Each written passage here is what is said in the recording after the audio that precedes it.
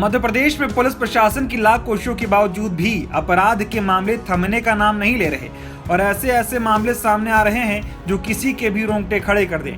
इसी के चलते भोपाल के आनंद नगर के ओमेगा इंडस्ट्रीज के स्टाफ क्वार्टर में सोमवार शाम एक कॉन्ट्रैक्टर ने अपनी बीमार पत्नी के साथ ऐसा काम किया कि कोई सोच भी नहीं सकता था।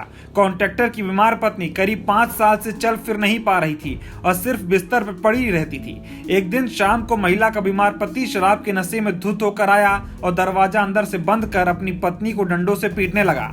उसने पत्नी के शरीर पर ब्लेड से 20 से ज्यादा वार किए और फिर डंडा मारकर हाथ की कोहनी तोड़ी और सिर भी फोड़ डाला।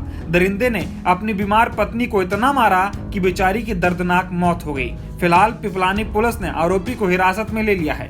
बताया जा रहा है कि पत्नी की बीमारी से परेशान नशेड़ी पति को जब कुछ नहीं सूझा तो उसने अपनी पत्नी को ही मौत के घाट उतार दिया। इस मामले पर पुलिस ने बताया कि यहां भगवान सिंह अपनी बीमार पत्नी सुशीला के साथ रहता था।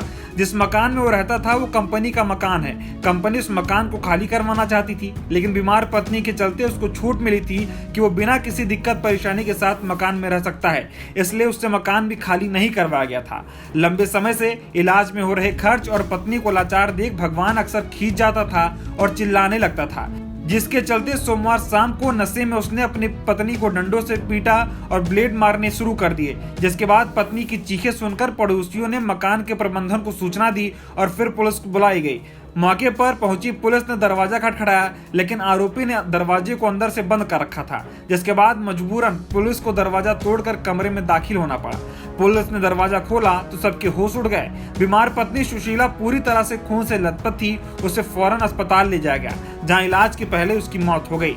इस दरिंदे पति ने अपनी पत्नी का दुख बांटने के बजाय उसके साथ जो काम किया उसके लिए उसे जितनी सजा भी दी जाए वो कम है, लेकिन पुलिस ने उसे हिरासत में ले लिया है और अब उस पर उचित कार्रवाई की जाएगी। इस खबर में फिलहाल इतना ही। खबर को लेकर आपकी राय क्या है, कमेंट कर जरूर बताएं। साथ ही मध्य प्रदेश से जुड़ी तमाम खबरें देखने के लिए देखते रहें वीकन्यूज एमपी। धन्यवाद।